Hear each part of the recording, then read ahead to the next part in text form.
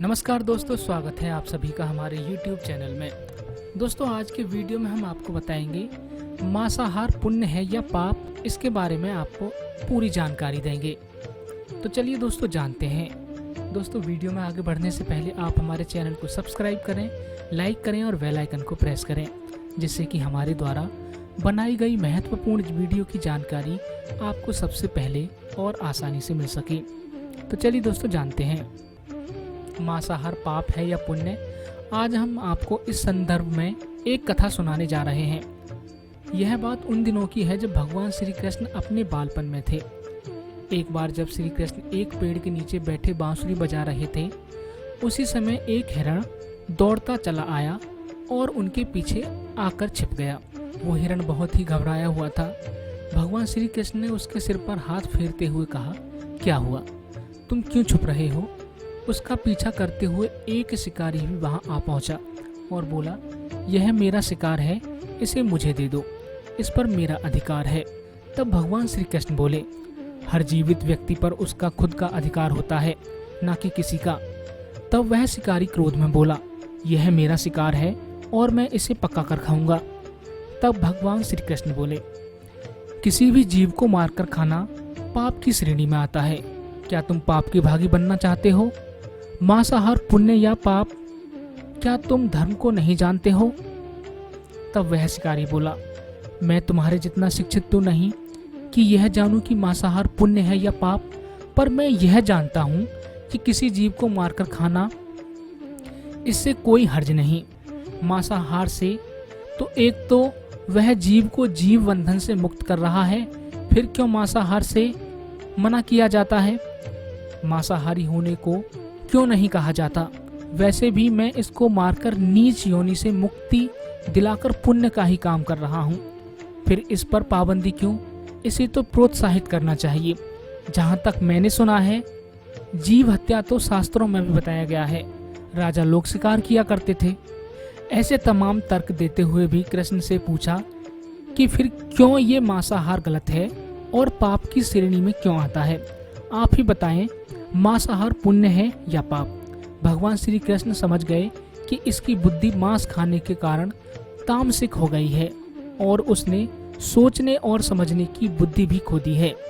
फिर भगवान श्री कृष्ण बोले, इस अंतहीन विषय पर पहले मैं कोई राय नहीं दूंगा। मेरी इस छोटी सी कथा सुनने के बाद तुम ही उत्तर देना कि मांसाहार पुण्य है या पाप और तुम्हें मांस खाना है या नहीं। वह शिकारी सोचने लगा कि इससे मेरा तो कोई घाटा नहीं है, इस कथा को मैं सुन ही लेता हूँ, मेरा मनोरंजन भी हो जाएगा और बाद में मुझे इसका मांस भी मिल जाएगा। तो भगवान श्री कृष्ण ने अपनी कथा आरंभ की। एक बार मगध में खाद्य संकट खड़ा हो गया तो अन्न का उत्पादन कम रहा। राजा को चिंता हुई कि अगर इस समस्या का समाधान शीघ्र नहीं किया गया तो संरक्षित अनाज का कोष भी खत्म हो जाएगा और संकट भीषण हो जाएगा। तो सम्राट ने अपनी राज्यसभा से पूछा, देश की खाद्य समस्या को सुलझाने के लिए सबसे सस्ती वस्तु क्या है? मंत्रीगण सोच में पड़ गए। चावल, गेहूं, आलू इत्यादि पदार्थों को उगाने के लिए बहुत श्रम करना पड़ता है। वह तभी प्राप्त होते हैं जब प्रकृति का प्रकोप न हो। ऐसे में तो कुछ सस्ता ही नहीं हो सकता। तभी शिकार का शौक रखने वाले एक मंत्री ने सोचा कि यह उत्तम अवसर है, क्यों न अंधाधुंध शिकार के लिए राजा की अनुमति ली जाए। उसने सभा में कहा कि सबसे सस्ता खाद्य पदार्थ मांस है, इसके लिए धन का खर्च भी नहीं है और पौष्टिक खाना भी मिलता है। सभी सामंतों ने इस बात का समर्थन कर दिया, लेकिन मगध के प्रधानमंत्री अभी चुप थे। सम्राट ने पूछा, प्रधानमंत्री आप चुप क्यों हैं? आपने कोई अनुमोदन नहीं किया, आपका क्या मत है? प्रधानमंत्री ने कहा, मैं यह नहीं मानता कि यह कथन सही है कि मांस सबसे सस्ता पदार्थ है, फिर भी इस विषय पर अपने विचार आपके सामने कल रखूंगा। प्रधानमंत्री उसी रात मांसाहार का प्रस्ताव रखने वाले सामंत के घर पहुंचे। सामंत ने इतनी देर रात प्रधानमंत्री को अपने घर आया देखा तो वह घबरा गया। किसी अनिष्ट की आशंका से वह कांप गया। प्रधानमंत्री ने कहा, संध्या को महाराज बीमार हो गए, उनकी हालत बहुत खराब है। राजा वैद्य ने कहा है कि किसी शक्तिशाली देह का 2 तोला मांस मिल जाए तो राजा के प्राण बचाए जा सकते हैं। आप महाराज के सबसे विश्वास पात्र हैं, इसलिए आपसे योग्य कौन होगा। इसके लिए आप जो भी मूल्य लेना चाहें ले सकते हैं। आप कहें तो इस काम के लिए मैं आपको 1 लाख स्वर्ण मुद्राएं भी दे सकता हूँ। एक बड़ी जागीर भी आप मांग सकते हैं, बस आप अपनी इच्छा कहें। मैं कटार से आपके हृदय को चीर कर बस 2 तोला मांस निकालूंगा। यह सुनकर सामंत के चेहरे का रंग फीका पड़ गया। वह सोचने लगा, जब जीवन ही नहीं रहेगा तो लाख स्वर्ण मुद्राओं में से क्या करूंगा, और बड़ी जागीर भी किस काम आएगी। वह झटपट अंदर भागा और अपनी तिजोरी से 1 लाख स्वर्ण मुद्रा लेकर आया। मुद्रा देकर उसने प्रधानमंत्री के पैर पकड़ लिए और गिड़गिड़ाते हुए बोला, श्रीमंत, मैं आपकी 1 लाख मुद्राओं में अपनी 1 लाख मुद्राएं और मिलाता हूँ। इस पैसे से आप किसी और सामंत के हृदय का मांस खरीद लें, किंतु मुझे जाने दें। यह बात किसी और को पता न चले, मैं आपसे आग्रह करता हूँ। प्रधानमंत्री जी यह सब समझ चुके थे। वह उसे थोड़ी और मानसिक पीड़ा देना चाहते थे। प्रधानमंत्री ने कहा, सामंत, आप शरीर से बलिष्ठ हैं। आपका कद काठी महाराज से मिलती जुलती है, इसलिए राज वैद्य ने खास तौर पर आप ही का नाम लिया है। आपके दान से हमारे अच्छे राजा की जिंदगी बच सकती है। आप कहें तो मैं आपको प्रधानमंत्री का पद देने को तैयार हूँ और खुद आपका कर्मचारी बनकर रहूंगा, पर प्रजा से हमारे राजा ना छीने। सामंत तो फंसता हुआ दिख रहा था। उसने शरीर पर अंग वस्त्र रखकर अपने जूते भी पहन लिए। जैसे ही वह वहां से भागने वाला था, वह तुरंत प्रधानमंत्री के पैरों में लेट गया। उसने याचना की, प्रधानमंत्री, इसके योग्य नहीं हूँ। जब प्राण ही नहीं रहेंगे तो मैं प्रधानमंत्री पद का या राजा का सिंहासन भी मिल जाए तो मैं उसका क्या करूँगा। आप चाहे तो मेरा सब कुछ ले लें, पर मेरे प्राण ना लें। मैं अपना ये भवन और सारा धन आपको सौंपता हूँ। रातों रात राज्य से निकल जाऊंगा। इतना कहकर वह अपने घोड़े की ओर भागा, और जैसे ही अपना घोड़ा गठने लगा, आवाज आई, अभी अभी अपने पीछे गए तुम अपने परिवार को भी छोड़े जा रहे हो। सामंत बोला, मेरे प्राण से प्रिय कुछ भी नहीं है। जब जीवन ही नहीं रहेगा तो कुटुंब का क्या करूंगा। जीवन रहा तो ऐसे ही सुखी रह लूंगा। इतना कहकर घोड़े पर छलांग लगाकर बैठ भी गया। वह अभी चलने को ही था कि प्रधानमंत्री ने घोड़े की साख पकड़ ली। वह सामंत से बोला, भागने की जरूरत नहीं है, आप आराम से घर पर ही रहो, मैं किसी और का प्रयास करता हूँ। यह कहकर प्रधानमंत्री वहां से चले गए। प्रधानमंत्री के वहां से जाने पर सामंत को जान तो आई, परंतु बेचैनी बनी रही। उसकी नींद खराब हो चुकी थी। मुद्रा लेकर प्रधानमंत्री बारी बारी से सभी सामंतों के घर पहुंचे और सभी से राजा के लिए हृदय का 2 तोला मांस मांगा, परंतु कोई भी राजी नहीं हुआ। सबने अपने बचाव के लिए प्रधानमंत्री को लाख और 5 लाख मुद्राएं तक दे दी। इस प्रकार प्रधानमंत्री ने एक ही रात में करोड़ों स्वर्ण मुद्राएं जमा कर ली। फिर सुबह होने से पहले ही अपने महल में पहुंच गया। सभी सामंत समय से पहले ही पहुंच गए। सभी यह जानना चाहते थे कि राजा स्वस्थ है कि नहीं, लेकिन कोई भी किसी से भेद नहीं खोलता था। सबको राजा वैद्य की तलाश थी, उनसे ही उन्हें कुछ सूचना मिल सकती थी।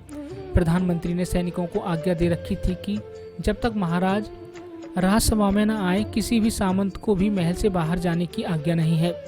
सभी राजा सभा में अपनी चित परिचित गति में आए और सिंहासन पर आकर बैठे।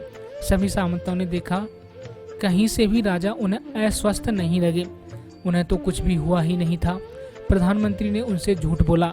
हर सामंत के मन में यही विचार चल रहा था, पर कोई भी किसी और को भी कुछ नहीं बोल रहा था। तभी प्रधानमंत्री ने राजा के समक्ष 1 करोड़ स्वर्ण मुद्राएं रख दी। राजा ने पूछा, ये स्वर्ण मुद्राएं किसके लिए हैं और कहां से आईं?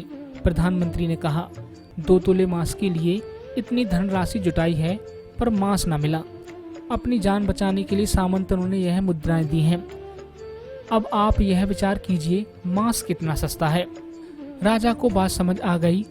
उन्होंने प्रजा को अतिरिक्त परिश्रम करने का निवेदन किया और राजा के अनाज भंडार में अनाज निकालकर श्रमिकों को दिया गया। उन्होंने पौष्टिक सब्जियों की खेती का तुरंत आदेश दिया। वह 1 करोड़ स्वर्ण मुद्राएं इसी कार्य के लिए और श्रमिकों के कल्याण के लिए खर्च की गई। ऐसे साग सब्जी तेजी से उगी, जिससे प्रजा का कल्याण भी हुआ और पौष्टिकता भी मिली। कुछ समय बाद मौसम अनुकूल हुआ और खेती लहलाने लगी। इस प्रकार राज्य से खाद्य संकट दूर हो गया। तो मित्रों, जीवन का यह मूल्य भगवान श्री कृष्ण हमें इस कथा के जरिए समझाना चाहते हैं कि हम ये न भूलें कि जिस तरह हमें अपनी जान प्यारी है, उसी तरह सभी जीवों को अपनी जान प्रिय होती है। अपने दिल से जानिए पराये दिल का हाल। यदि संसार के संबंधों से मुक्त करने का तर्क सही है, यदि जीव हत्या जीव को संसार बंधन से मुक्त करने का तरीका है, तो अत्याचारी द्वारा किया गया नरसंहार भी मान्य है। वह भी ये तर्क दे सकते हैं कि यह लोग जीवन के कष्ट से आप लोगों को मुक्त कर रहे हैं। अगर उसके लिए यह जीवन बोझ होता तो कभी भी अपनी जान बचाने के लिए संघर्ष नहीं करता, आपसे भागता नहीं। जो आपके सामने असहाय हो जाता है, उसे प्राण गंवाने पड़ते हैं। जिन जीवों को मारकर आप खा रहे हैं, उन्हें तो प्राण बचाने का अवसर भी नहीं मिलता। बर्बरता सिर्फ वही नहीं है जहां सिर्फ मानव का रक्त बहता है। बर्बरता उसे भी कहा जाता है जहां स्वार्थ के लिए किसी जीव की हत्या कर दी जाए।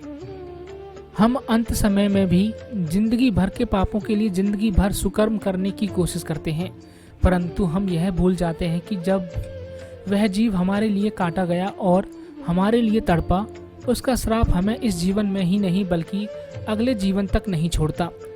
परमात्मा से यह ज्ञान पाकर शिकारी परिपूर्ण हो गया और उसे ज्ञान की प्राप्ति हो गई और वह जान गया कि महानता जीवन लेने में नहीं बल्कि जीवन देने में है। शिकारी भगवान के आगे हाथ जोड़कर वहां से चला गया और उसने कसम खा ली कि वह अपने संपूर्ण जीवन में किसी को भी चोट नहीं पहुंचाएगा। तो दोस्तों, अब आप जान गए होंगे कि मांसाहार पाप है या पुण्य। ऐसी ही और महत्वपूर्ण जानकारियों के लिए लाइक, सब्सक्राइब और शेयर करना ना भूलें हमारा ये चैनल।